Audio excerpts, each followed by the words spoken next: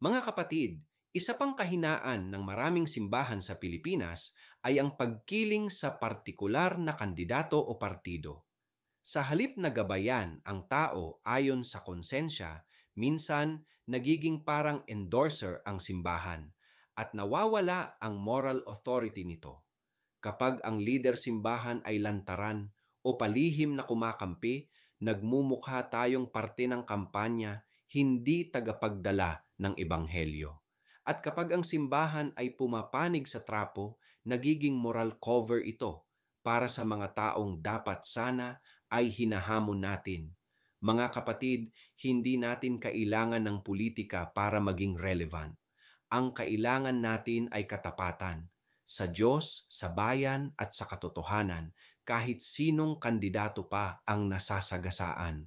Ako si Padre Jesse Galilea, may pusong Pinoy, kasama mo sa pananalig at pakikibakang panlipunan.